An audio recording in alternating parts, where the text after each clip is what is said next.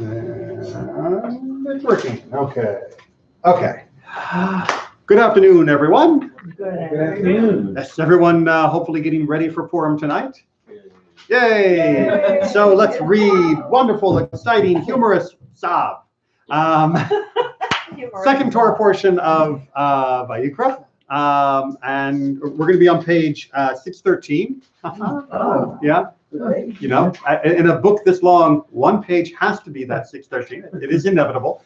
And Tzav is going to lead us through what people enjoy doing most in Leviticus, talking about sacrifices. Yes. Oh, yeah.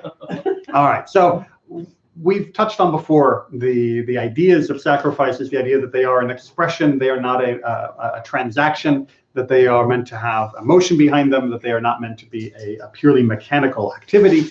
But you may not get that just from our first read through here. Good afternoon. Good afternoon. You may Tony. you may find them a little dry. But what I want you to do while we read through them is recognize that we are talking about real human beings. We are not talking in this particular case about community sacrifices. We're not talking in this case about the sacrifices that are part of holidays or the sacrifices that are done by the high muckety mucks of the community. We're talking about your regular Jew in the pew, standard person kind of sacrifices in different occasions, and think about their emotion as they go through this. What are they feeling? What are they hoping to feel? What are they? Why are they bringing this? What does it mean to them? I want that to be part of what you are hoping to add to the reading as we go through, so that you don't get bogged down in just the mechanics. The mechanics, however, do matter, as we're going to see when we go back and look at them with our commentators helping us. But with that in mind, we're going to start on 613. This is chapter 6 of the book of Exodus, if you're playing along in a different copy. And that is going to be chapter 6, verse 1. Do you mind volunteering? Okay, I'll voluntold you. The Lord spoke to Moses, saying, "Command Aaron and his sons thus. This is the ritual of the burnt offering. The burnt offering itself shall remain where it is burned upon the altar all night until morning, while the fire on the altar is kept going on it." All right, so that's the olah, and the olah is burnt through and through. Onward. A priest shall dress in linen raiment, with linen breeches next to his body, and he shall take up the ashes to which the fire has reduced the burnt offering on the altar, and place them beside the altar. He shall then take off his vestments and put on other vestments, and carry the ashes outside the camp to a pure place. The fire on the altar shall be kept burning, not to go out. Every morning the priest shall feed wood to it, lay out the burnt offering on it, and turn into smoke the fat part of the offerings of well-being. A perpetual fire shall be kept burning on the altar, not to go out. Okay, so the olah. Why are we doing a burnt offering? For the well-being of, right? This is voluntary.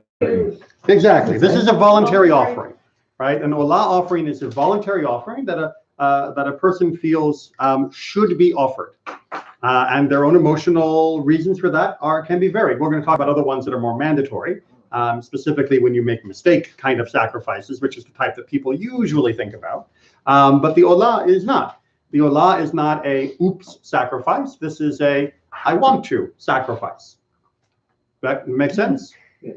All right. So, yes. I remember last week we talked about the purpose of the sacrifice was people seeing their own sins on the altar. Okay, so this is a bit of an issue, isn't So it? now you're just killing some animal. Yeah. If we think of sacrifices as purely for atonement, then the whole metaphor of there but for the grace of God go I, meaning the animal on the altar, is kind of sort of okay. But when you realize that there is a whole range of other sacrifices, in fact, I would say the majority of other sacrifices, in terms of both the number that are listed, certainly, as well as the number that were performed, had nothing to do with atonement, but had everything to do with either celebration, commemoration, or holiday activities, then there's nothing at all about me dying if not for this, mechanism that God has given me to atone. That's not even in the competition. So yeah, it is just an animal being killed. The same thing also, by the way, that goes into your hamburger, but perhaps for a slightly different goal, right? So in the same way, let me just flip this to a modern side. If someone said, oh, well, the only reason you go to synagogue is because that's when you say you're sorry for your sins. And you say, well, on Yom Kippur and during part of the daily prayer service, yes, we do that. But on other days, we go there for lots of other reasons. They say, oh, so on all the other days, you're just wasting your time. Like, the purpose of religion is not purely for atonement. Right? That there seems to be other purposes that are being served by this type of sacrifices as well as the others. And yes, animals are being killed in the process. That does not mean they're being wasted in the process. I was gonna say, so by sacrifice, are they saying like for like a festival, And not for one of the appointed holidays. We get Right. special listing for how those are handled. Right. This would be for your own feeling of wanting to draw close to God. Right? I feel like being more spiritual today. So therefore, I'm going to go to the Mishkan or later the temple, and I'm going to bring an olah. Right? This is my way of showing my dedication, showing my desire to be connected to God. Is that a crazy idea? Yeah, I mean, in the modern world, we do, because unfortunately, in the modern world, we've actually become more primitive in our spiritual outlook than our ancestors were. In the modern world, especially in Western society, we've become exceedingly transactional for all of our relationships, right? Whether it be the person that we are dating or married to, whether it be a person that is our coworker, whether it be someone that I bump into at the supermarket, we tend to negotiate what exactly am I getting from this interaction? What am I giving in this interaction? And am I getting what I want for what I'm giving? Otherwise I'm going to change my phone company. Otherwise I'm going to move to a different house. Otherwise I'm going to move to a different spouse. It's about the transaction and the cost benefit analysis. The primitives of our ancestors, they did not view their relationship with each other or their relationship with God in that way. It was meant to be transformational. In my interaction with you, my life and your life are both improved. In my interaction with God, my life and God's creation are improved. And I'm not in it for what I get out of it, although I recognize I do benefit from it. And that is hopefully the beauty of any good transformational relationship. Right? I'm not in my marriage because of what I get out of it, but I definitely cannot deny that I benefit from being in that relationship. But that's not the primary purpose of the relationship. Make sense? Yeah, my only thing was is killing an animal, because I thought there was some commandments about, you shouldn't just kill animals. No. Nope, there's no commandment that says you shouldn't kill animals, Well, I mean, but you definitely shouldn't kill an animal pointlessly. yeah. Right? So if I'm walking down the road and there's a squirrel up in a tree going, and I pick up a rock and just go wham and kill the squirrel, it drops, and then I walk away. What I meant. That's a big no-no. This is not randomly killing an animal. This is not killing and wasting an animal. The animal is participating in the activity that you are engaged in. The animal may not have had a choice, and that's okay. We don't really see animals as having the same level of free will and consciousness as human beings, and that's a whole nother conversation. But the animal is certainly being considered in this, and it is precisely because the animal is important that it makes an emotional impact on the person who brings the sacrifice. If the animal were trivial to them, then it would not have the same emotional impact. Right? The same way that if you give someone a gift and you give them a penny, it doesn't really have an emotional statement behind it. There needs to be something of a little more substance to you that matters to you and that matters to them. Doesn't mean it has to be expensive. It just means it has to be something that matters. That's why handmade cards are wonderful. Even if they only cost a penny to make, it still mattered to you enough to make it. Therefore, there's an emotion that's involved in when it's being delivered. All right, let's get a little bit more technical information on the table, and then we'll continue with the emotional. And this is the ritual of the grain offering. Aaron's sons shall present it before the Lord in front of the altar. A handful of the choice flour and oil of the grain offering shall be taken from it. with all the frankincense that is on the grain offering, and this token portion shall be turned into smoke on the altar as a pleasing odor to the Lord. What is left of it shall be eaten by Aaron and his sons. It shall be eaten as unleavened cakes in the sacred precinct. They shall eat it in the enclosure of the tent of meeting. It shall not be baked with leaven. I have given it as their portion from my gifts. It is most holy, like the purification offering and the reparation offering. Only the males among Aaron's descendants may eat of it, as their due for all time, throughout the ages, from the Lord's gifts. Anything that touches these shall become holy. Okay, so just a little important caveat for that last sentence, because it's often easily confused. Anything that touches this becomes holy does not mean that these become magic holy making wands. The issue is not about, oh, I get to make that holy, I get to make that holy, I get to make that holy. It's if you accidentally touch it to something else, that other thing is now consecrated and cannot be used for other mundane purposes. So be careful. Do not eat your regular casual food items. Therefore, it's almost like they're radioactive, right? If you touch it to something else, okay, that's radioactive now too. You can't just, leave that on your shelf. It's got to be handled with care from this point forward. So therefore, by saying it makes other things holy, it's a way of saying you need to be careful with what you're doing and treat it with a high level of reverence. It's not a magic wand of holy making, and making everything holy is actually really inconvenient, because there's lots of times when we don't want everything to be holy, because ritual purity issues and all of that means that a lot of time I may not be able to come into contact with things that are actually holy in this technical sense. That being said, we got a very interesting little aside that happened here. And I don't know if you noticed it, but if you look back in verse 10, right, it says, it shall not be baked with leaven. Very interesting. Pesach coming up. Yes, you can see that for the sacrifices, leavening was always out. And I've given as their portion for my gifts. Yes, it's good to be a Kohen. It does come with certain perks of what they got to enjoy from what was brought and what was used as sacrifices. It's most holy. Like what? Like the chatat and the asham, like the purification offerings and like the reparation offerings. These are often also called, in English, we can sometimes call these the sin offerings, or we can call them the atonement offerings. These are offerings that are made for the oops, which we talked about at the beginning as not being the majority. But here, it's being used almost as a casual reference that, oh yeah, this mincha offering, this grain offering, it's holy, like those other two offerings are as well. But really, when I bring a sacrifice for messing up, it's holy.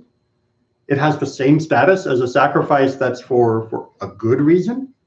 I mean, shouldn't my sacrifices for my mistakes be the kind of things that we do, in the back behind the shed?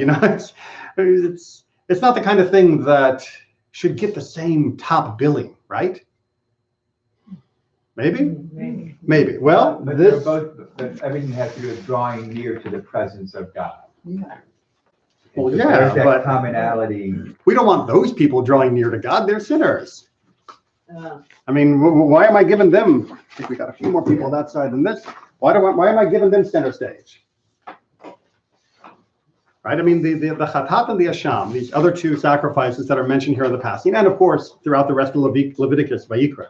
Try and get one word at a time. Leviticus or Vayikra, you'll see much more detail about these. They seem to be given very similar status in this sentence, and in many other ways as well. So we're going to look at the commentaries, which try to synthesize for us both what are the similarities as well as why God made these so similar. So we're on the front page with the italics at the top, at the site where the burnt offering will be slaughtered. Yeah, at that site, the reason why the Torah repeats this is because when it wrote about it the first time in chapter 4, we did not know that the rule applies to all sin offerings to be slaughtered at the same site as the burnt offering. Right, so the chatat, the sin offering, or the asham, the sin offering, and the olah, that first burnt offering we talked about, they get done at the same place, right? One altar for both and they are handled in, as we'll see, very similar ways. I was gonna say, there's only one There's altar. only one Well, altar, yeah, that's right. but I mean, we take that for granted. But why is that obvious? I mean, why is it automatic that there would be only one altar? Shouldn't there be like an altar for good things and an altar for bad things? Wouldn't that make more sense? no. I mean, if I'm bringing some wonderful, joyous offering, and the guy next to me in line is coming because he messed up royally and is bringing a big sin offering. But we're offering it to the same God. You put Right. up different altars. We're gonna think there are different gods that are in charge of this. Right. Well, One God. The oneness of God is so The critical. oneness of God. Yeah. Okay. Unless the standard says you want to have a milk offering and a meat altar. But what if we did this? What if Mondays, Wednesdays, Fridays, we did good offerings, and Tuesday, Thursday, Sunday, we did bad Oh, I offerings? don't want to live with my sin for another day. I want to be forgiven on Monday for my sin. I don't have to wait till Tuesday. Well, you deserve to wait. Right. I'm just trying to point out that we take it for granted, and much of this you might have already intuitively absorbed, but sometimes what we intuitively absorb, we haven't examined enough to recognize all of its implications. And so we have to pull it out, look at it, and then fold it back in a little more carefully so that it actually informs what we do rather than only comes out when the rabbi asks us stupid questions like, why aren't there two altars? Okay. Ibn Ezra goes on to even reinforce He this. said the word holy among the holy sacrifices. That is, it is a member of the category of holy sacrifices. Meaning the sin offering is a holy sacrifice, despite the fact that it was done because a person deviated from what God had asked us to do. It is the sacrifice they bring to repair that breach is still holy. Right? It is not a less sacred offering, even though the impetus for bringing it is the antithesis of God's desire for this world. And that is an important pronouncement. If the Torah had not told us that sin offerings were holy, we might have easily thought that they were of a lesser category of sanctity, if at all sacred, because they were only initiated because a person had transgressed. Make sense? Yeah. Okay. But there's more to it than even that. Seeing that the Torah did not want to embarrass the sinner offering a sin offering, we are told that his offering has been assigned the same site for slaughter as the burnt offering, which is totally burned up on the altar. That is an offering very dear to the Lord. Seeing that this is so, an outsider will not know whether the person offering this particular offering was guilty of an actual trespass or whether he was guilty only of sinful thoughts. Right? Because we're putting the two offerings at the same place and actually putting multiple offerings at the same place. And because the details of how these are being handled are very similar, except for a few details, which someone standing at the outside gateway may not quite be able to see from their vantage point. It means that when I'm standing in line next to you and we both have a lamb, you don't know why I brought the lamb. You don't know, oh, that guy's over there's a sinner. He's got a black sheep. That means he's a sinner lamb, right? No. You're also not on the sinner line. You're not on the sinner line. You're not on the sinner day. You're not going to the sinner door, right? It's not the sinner window at the DMV. It's Well, they are. They have that. no, those are the people behind the window. Not true. Not true. I've had good dealings with people who work at the Department of Motor Vehicles. It's an old cliche from stand-up comedy. Anyway. It seems, says Rabbeinu Bachya, that the Torah itself is concerned with the embarrassment of the person who might be bringing the sacrifice. But come on, That's nice. who cares? What do you mean? They're sinners. You're worried about them No, because blushing? yes, I do. Because when they atone, the rest of the people say, he's still a sinner, I don't forgive him. Right. God may forgive you, but the people will still know he's the one who did that horrible thing. And you don't get past that. Truth be told, people might know that anyway. Yeah, but you don't have to advertise it, by standing on the line to make everybody. I mean, you don't have to force someone to advertise That's it right. by making them stand in a way that is different than everyone else, or go to a different spot, or even have their animal handled in a different way. That would make it obvious. Again, there are some slight variations that a very careful observer might be able to detect if they were really, really snooping on your sacrifice. But it seems in general that to the casual observer who wasn't being overly familiar with, so what are they doing with your lamb? Probably would not be able to immediately recognize what kind of offering you were bringing. And that allows for there to be privacy and for there to be a modicum of avoiding shame in this activity. That encourages the doing the offering for the sinful act. That encourages. You mean if the only way to grant atonement was for you to stand up in the middle of the town square and say, I, insert name here, am a horrible sinner. All of you should look at me and laugh. People might not want to do that. People might not want to do that. Yeah, almost as though embarrassment is often a barrier to people realizing their full potential or being willing to admit their mistake. You will find often, I'm sure, in your own experience, whether it be from your internal dialogue or whether it be from external observation, that when people make mistakes and they get caught, their first instinct is to deny it, primarily because they don't want to be embarrassed. Right? It's no, I did nothing wrong. Not because they actually think they did nothing wrong, but because they just don't want to deal with the embarrassment of admitting they did something wrong. And so here, says Rabbeinu Bachia, we see the Torah trying to remove one of the barriers in terms of embarrassment. However, then that means we should never tell someone they did something wrong, which is why we have the next text.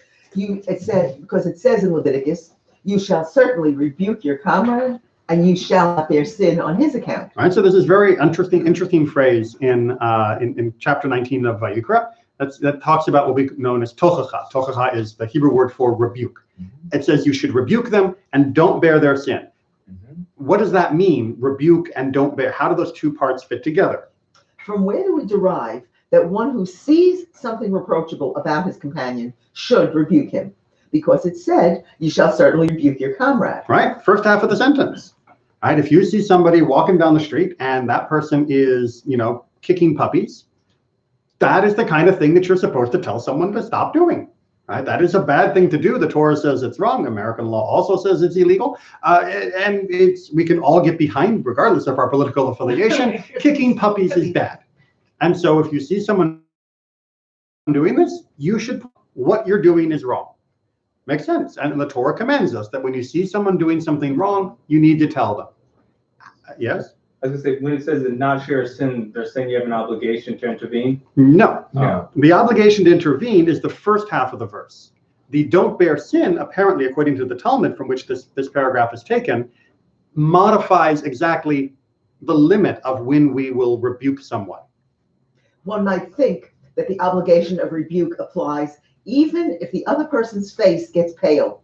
The Torah therefore states, you shall not bear sin on his account. All right, so what do we mean by face getting pale? You should make them turn red. It's the opposite. It's the level beyond blush, right? It's where all the blood drains from your face. And it's that ultimate reaction to humiliation and that combination of shame and anger that comes from having been caught or called out for something that is exceedingly embarrassing. And what this reading from the Talmud of that verse of Leviticus is telling us is, yes, you will rebuke someone, but some types of rebuke, not where we're having victims and other people that need to be protected, but some types of rebuke where, the person's walking down the street and they're having a ham sandwich and you're like, we're not supposed to do that. There are ways to rebuke and ways not to rebuke. To jump up in front of them, slap it out of their hands and say, how could you be eating this ham sandwich while the crowd, not the way you rebuke someone. You're bad in the most humiliating way possible. No, says the Talmud, the second half of the verse tells you, you don't get to humiliate people to point out what they're doing. And yes, like I said before, if there are victims or crimes being committed that need to be stopped in order to prevent it from causing harm to others, yes, you're allowed to stop them, even if it means embarrassing them. Right? We don't worry about the embarrassment of murderers before we stop them. Like in the Torah, there's always this balance with kindness. Right, yes. As the Lord acts with kindness, so we should be kind in how we rebuke. Right, which again doesn't remove the requirement to rebuke, but it does heavily modify how we will go about doing that kind of reproachment. And in many other parts, they say you should even go further, and sometimes it's just not the right time to rebuke, and you may have to wait until there's a better opportunity before you can point out the mistake that someone made, or maybe even not point it out, but hint at it in other ways to try and steer them in a way that will do no additional harm over what has already happened. All right.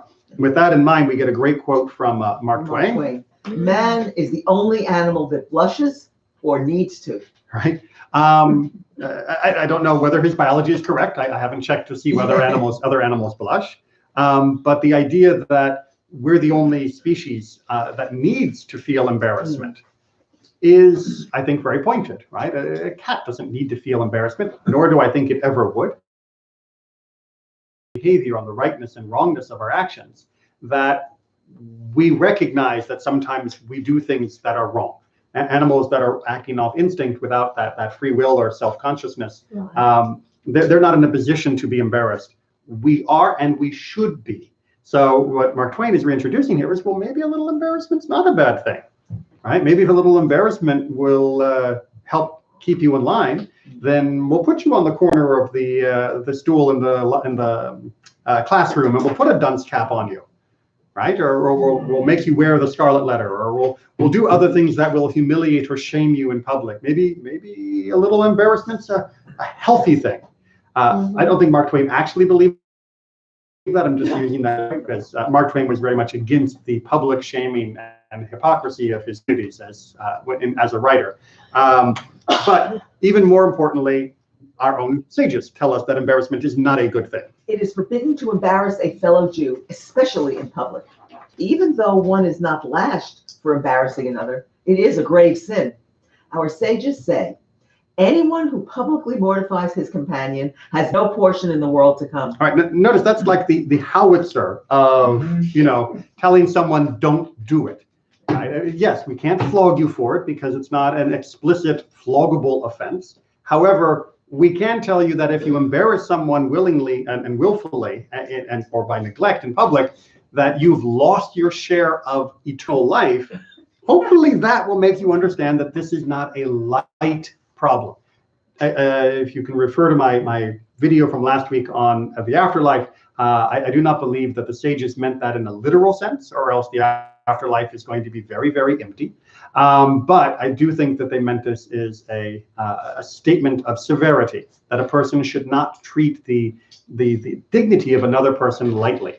That when it comes time to decide what to post on Twitter, Instagram, Facebook, or anything else, the embarrassment of the person that you're speaking of should be in your mind. And that goes, by the way, even for people that are in the public eye. Just because someone has chosen to be an actor or actress doesn't mean that we get to humiliate them from the safety and the anonymity of our keyboard.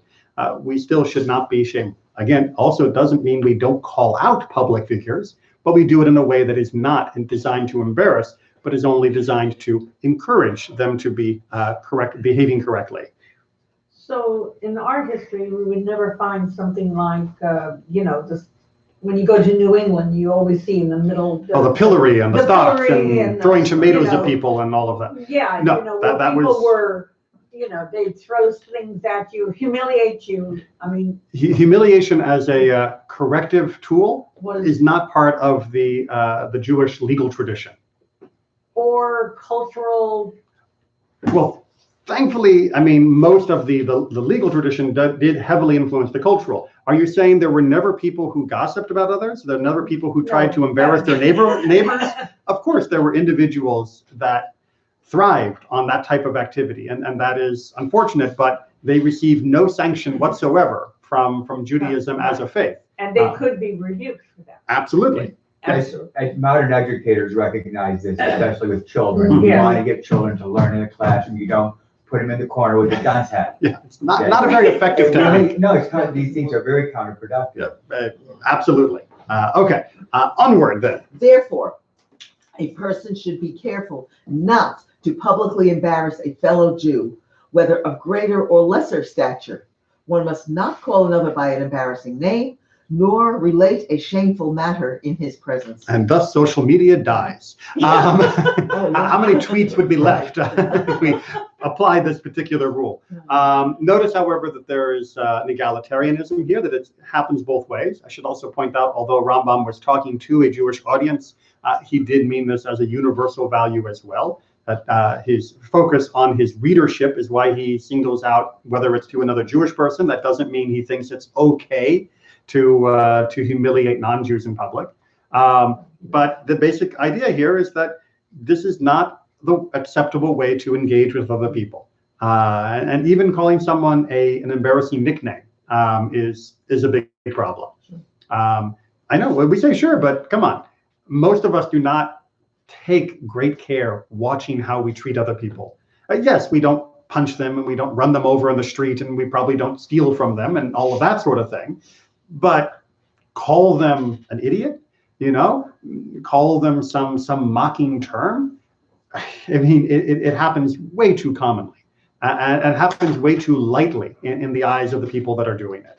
And in fact, it's become pretty much just epidemic as far as our social media in particular accounts work. But even in other levels of national discourse, it's just way too prevalent and should be treated as severely as something that Rambam is describing here. Yes? Oh, I'm sorry, I thought you were getting ready to suck. All right, but let's move back into the Talmud where they go into more detail regarding how this whole sacrificial thing works. Rabbi Shimon Bar Yochai says, a person should speak of what is to his credit in a low voice, and what is to his detriment in a loud voice. What is to his credit in a low voice, because from the matter of the declaration for the tithes, where it is written, say. What is to his detriment in a loud voice, from the declaration made at bringing the first fruits, where he mentions his lowly ancestry, but it is written, say aloud. All right, so if you want to talk about your own faults, that can be done in a loud voice. And if you want to talk about the stuff that you are proud and bragging of, you say that in a quieter voice, right? When it comes to emphasize what's bad rather than emphasize what's great. Now, this is going to be attacked because why should I be saying bad stuff, right? I mean, or should I be really like proclaiming to the world all my faults? That seems a little excessive, perhaps. Which is why it continues. And by the way, I tried a different technique here. When you see the exclamation point at the start, that doesn't mean it's a Spanish. It just means that this sentence is written as a rhetorical question of like da da da da da, with that type of surprise when being asked. Should one really say what is to his detriment in a loud voice? Wait, are you mean that? No. Didn't Rabbi Yochanan say in the name of Rabbi Shimon ben Yochai, why did the sages order that the Amidah should be said in a whisper, so as not to embarrass the transgressors?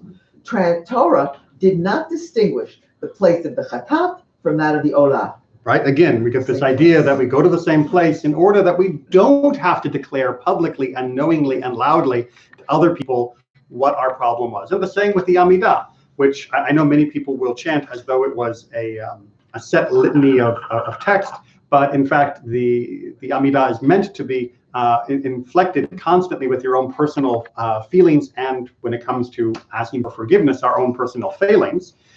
We're not supposed to chant those in a loud voice so that everyone around us hears, and forgive me, God, for cheating on my taxes, and forgive me, God, for poisoning my neighbor's lawn, and you're not supposed to say that stuff in a loud voice. You are supposed to fix it, and you are supposed to ask forgiveness, but you're supposed to whisper that. That's not meant to be a giant billboard type apology. So there seems to be a bit of a contradiction here, which is why there's a slight modification of how we should emphasize this. Rather, say what pains him in a loud voice, and he shall cry out, unclean, unclean, it says in Leviticus. He must make his anguish known to the community so that the community will seek mercy for him. And anyone to whom misfortune happens should inform the community so that the community may seek mercy on his behalf. All right, so this modification is saying it's not that it's what's to your detriment you say in a loud voice, it's to say what is your distress in a loud voice. If you have a problem, that you should actually announce. Again, it doesn't mean you have to take out a billboard, but if you don't let people know you have a problem, if you don't say it loud enough for other people to hear, how will they know they need to help you? Right? If your problems are all hidden and bottled up inside so that no one knows that you're having trouble making rent, or you don't have enough money for your medicine this month, or something like that, or trouble with your boss that someone else might be able to give you advice on. If they don't know, they can't help. And so if you have a distress, letting that be known, that's right. But that's not to embarrass you. That is specifically to elicit the sympathy and the assistance of the community. Make sense? Okay, now the Talmud's going to circle back to this idea of the chatat and the olah, the sin and the burnt offering being in the same place. But doesn't the Torah differentiate between the chatat and the olah? Right? Isn't there a difference? There is the matter of sprinkling the blood. The blood from the chatat is sprinkled above the red line around the altar, and the blood from the olah is sprinkled below the line. But there, it is only the priest who knows. Right? So, yeah, it says they are kind of the same, but they also are different, right? Where you sprinkle the blood is different on the two of them, and therefore, technically, they're not identical, but also technically, no one else can see that except the priest, right? Unless you're standing right next to the Kohen, can you tell from 50 yards where the blood is exactly going on the altar that he's doing the sprinkling for? The answer is no, right? Unless you got binoculars, in which case you're a snoop and you should mind your own business. And they didn't have binoculars, of course, in the ancient world. Wasn't it in the tent? No, No. this was the outer altar, the outdoor part. All right. However, another rebuttal, or at least challenge, I should say. But there is the further distinction that the chatat is a female beast and the olah is a male beast. But the tail covers it up. Okay. So you've got your lamb, I've got my lamb. And can you tell whether it's a boy or a girl without lifting up the tail? And apparently the answer was no. So therefore, yes, it's true that I'm bringing a girl, you're bringing a boy, but I can't tell what yours is unless I get familiar with your lamb. And this is not only telling us about the literal anatomy of lambs, but it's also reminding us about, should you be snooping into your neighbor's business unless they are asking for help, right? Should you be checking your neighbor's lamb's tail? No, right? That's their business. Why they're there is up to them. And the fact that they're at temple should be already commendable for them, as it is for you. Don't go lifting the tail of their lamb to find out the dirt, if you will, of what's going on that is not exposed. No, I'm just going to the next. Okay. However, Lifting the tail works only for sheep. or rather, only sheep have tails that cover the obvious signs of their gender. What about goats? In such a case, it's the sinner himself who has brought on his own embarrassment, because if he had wanted to bring a female lamb, he could have done so, but he brought a female goat. All right, so yes, it's true. Goats are built differently than lambs, and their genitalia is not neatly covered by a little curly lamb tail, and instead it is there for anyone to take a look and see. But you don't have to bring a goat, right? You could have brought a lamb. So if you bring a goat and you're now embarrassed by the goat, the Torah didn't make you be embarrassed. You chose to be embarrassed. And again, this is a nice reminder I love of the balance of the way the rabbis looked at the world, which is, we do everything we can to spare your embarrassment, but if you are committed to embarrassing yourself, there's no way we can prevent that. Right? There are options that you failed to avail yourself of. And that's not the Torah's fault, and that's not the rabbi's fault. But that can be for the good. And I know Alcoholics Anonymous, they would say of so-and-so is telling on himself. And they do that so that they get support. Right, in the right setting. In the right setting, so they get support from their friends and to speak for your distress, which, right. For example, in Alcoholics Anonymous, if someone's saying, I fell off the wagon, that's their distress, and they are saying it in a context where they will get the help. Exactly. So yes, but that's not forced to be done, and it's not forced to be done publicly like in the setting of the temple courtyard. Whereas here, you're choosing for yourself, whether it's a goat or a sheep. If you want to be modest about this and not have to face the embarrassment that you could face, just get a sheep. But if you bought a male goat, then it'd be the opposite. You'd be telling everybody that you're one of the people who's not bringing a sin offering. Yes, yeah. But that's okay. All right. Right? Because it's not arrogant to say I'm not bringing a sin offering, because at one point or another, almost everybody will need to bring an offering, a sin offering. It's perfectly fine to not bring a sin offering and to bring an olah. That's why God has the olah. And besides, if you didn't bring an olah from time to time, then we'd know everybody who was going to the temple were bringing sin offerings, right? There needs to be a mixture of attendants, or else we would know all the attendees were bad. But if all the people bringing the non-sin offerings were bringing male goats, then Well, not everyone's going to avail themselves of that for their own personal reasons. Would a goat and a lamb cost the same? I think it would depend upon your local agricultural market. I don't know the price of I don't know the price of goats and lambs on the. They might. Did anybody here look up on eBay what a goat versus lamb costs? Different land, different things are gonna be more appropriate. And if you're a farmer, the one that you've got on your back field is going to be the one you're more likely to bring. So, you're not likely to say, well, I've got a lamb on the back, but I want to bring a goat instead. So I'm going to go to the market and go through the whole barter process. Oh, I thought people had to, I thought the lambs and the goats and the Oh, we're like preset, like they were like on little baggies. You took them off the shelf and Yeah, on sale this week. buy one, No, get one. I mean, because they had to be pure, right? Well, they had to be unblemished. unblemished. Well, yeah, but most animals are unblemished until something happens to them. So it's not Okay, as so though. it's not like there was a big market. Well, I'm sure that there were people who had, special sales, get your unblemished lamb now right before you go up the stairs kind of thing. I'm sure there was that. Right, just like, just like we know from the Christian Bible when they talk about the money changers, which were not there as a commercial enterprise. They were there in order to convert the money from all the diaspora communities into currency that could work for the necessary donation at the temple. They were doing a rather important job, as a matter of fact. We can argue about exactly where they set up their booth or not, but the job they did was important and it was useful to the community, because otherwise you had someone coming from Turkey, someone coming from Egypt, someone coming from Rome, and none of their currency would work at the temple. They had to convert it over. This was not the money changers you see at the airport.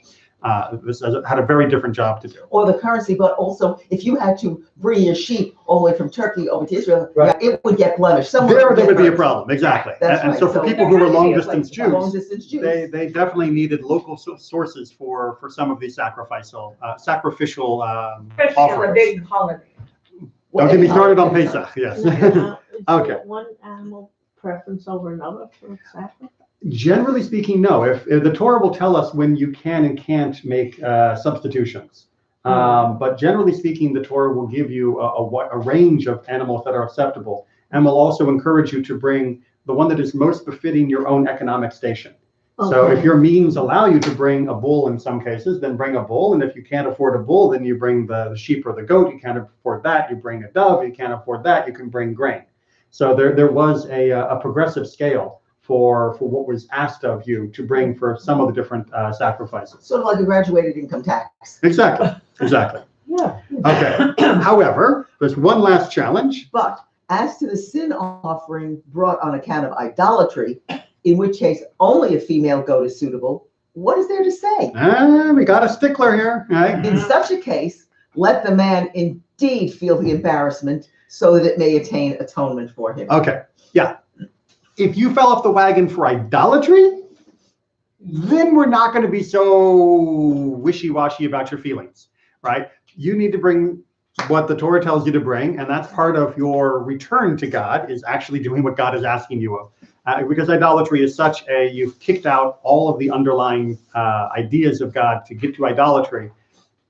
The embarrassment of bringing a particular animal is fine. But notice, even still, for the idolatry, a female goat, it could be a different sin other than idolatry, right? The person standing next to you doesn't know that you slipped up regarding idolatry. They may just think you brought a female goat and it's some kind of sin offering, but they don't know what.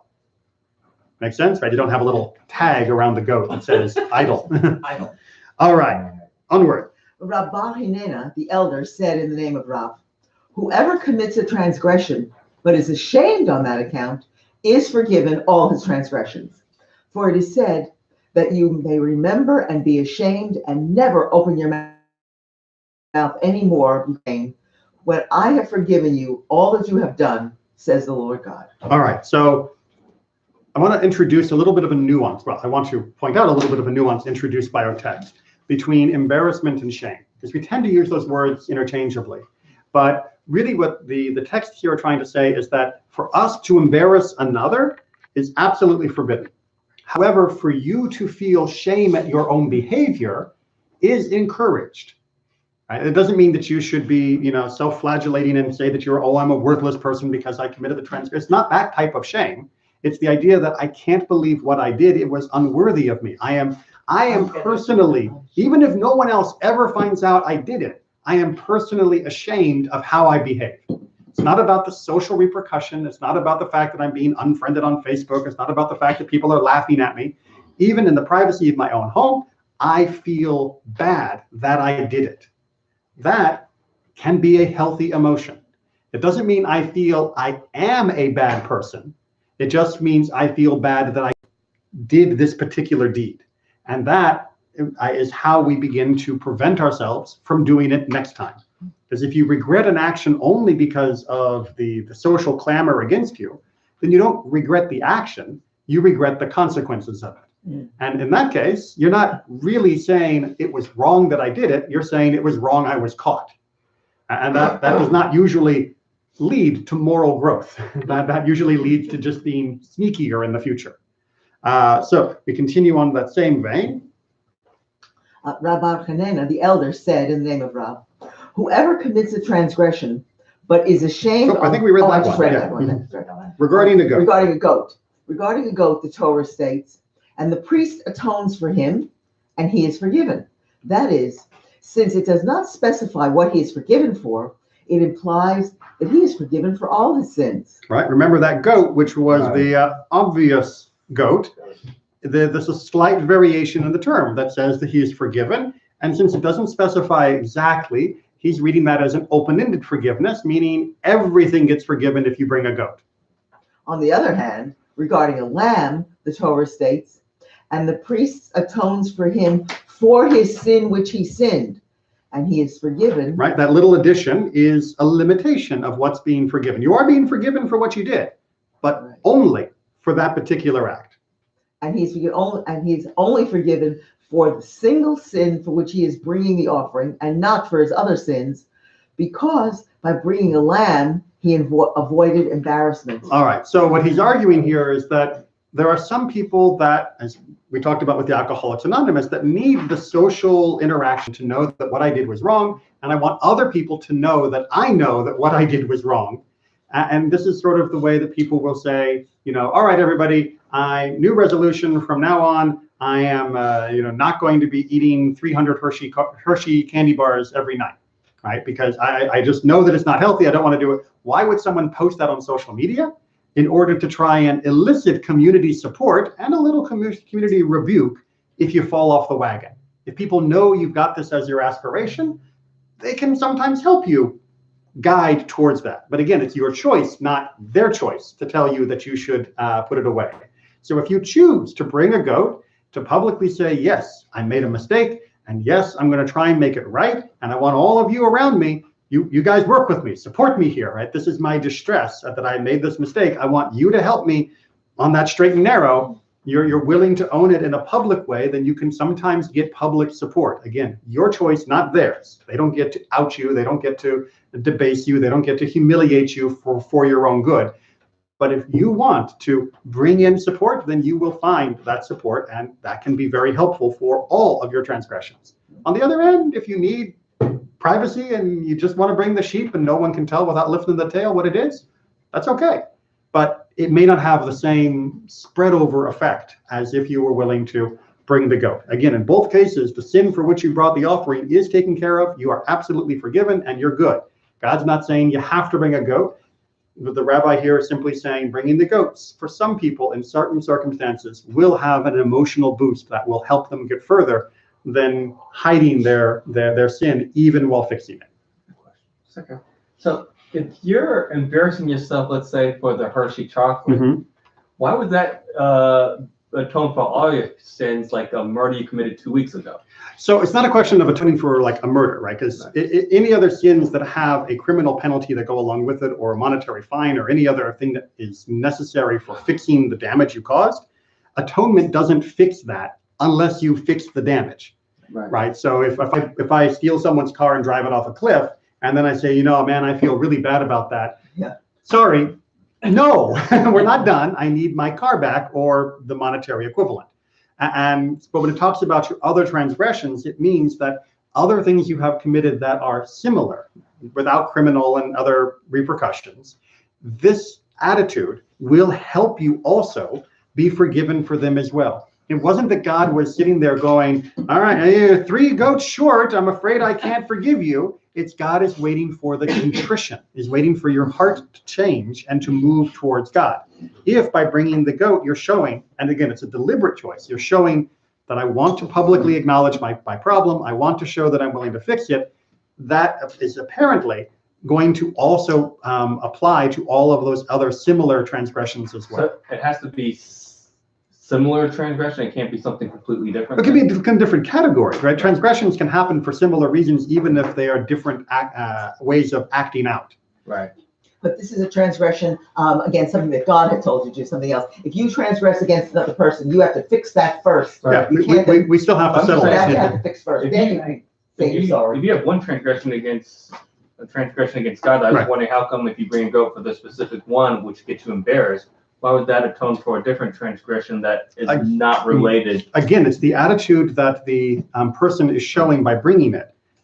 Again, it's by their choice that they're bringing this goat, that they're trying not to avoid the embarrassment, that they are willing to take their lumps, they're willing to be publicly accountable. Right. That shows a deeper change of spirit than someone who says, I'm willing to admit this, but I'm just, But you only, they're not quite yet ready to embrace all of what they've done. I'll give you an example. If I ate a ham sandwich and I forgot to light Shabbos candles, Right. I can still say I'm sorry for both of those at the same time, because my spirit, I'll never do either of those bad things again. So you can do that Hold all on. once. Let me give you an example from a modern circumstance that might help contextualize this. Because when we're dealing with Jewish law and ancient sacrifices, it's hard for people to relate.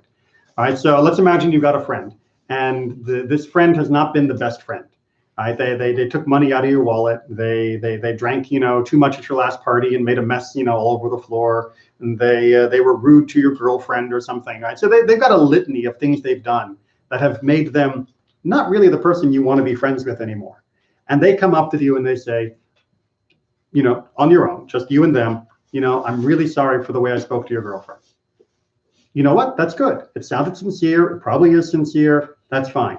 They didn't mention, the money from your wallet. They didn't mention making a mess on your floor, but they mentioned one thing. And for that one thing, you could, if it was a sincere apology and you believed them, you could forgive them. On the other hand, the next time you and them and all your other friends are together, they say, look, everybody, I just want you to know, I have been treating this guy horribly, and I've been just so mean to him lately and messed up in so many different ways. I am really very, very sorry. Isn't that a different type of apology? If it's in front of everyone else, if it's categorical, if they are willing to admit it in a way that is going to encourage them not to relapse into that kind of behavior, that shows a level of contrition that is greater. They may still make more mistakes because, we're human and all that. But I would be more impressed by a person who was willing to do number 2 than number 1. I would still forgive number 1, but I would be more impressed by number 2. And that's the idea that's being teased out in this teaching. So the goat would be categorical. The goat is number 2. Yeah. It's a sinful, not just a specific transgression, but for all of them? Even if it came for a specific one, the way you brought it shows that you categorically are sorry for all the things you've done.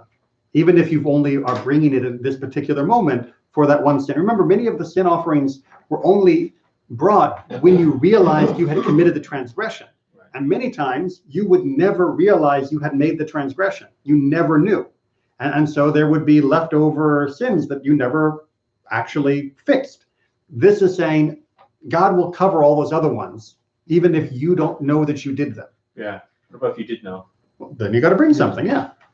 This is not a get out of jail free card. I know as a lawyer you're looking for the legal loophole here. No, This is not intended.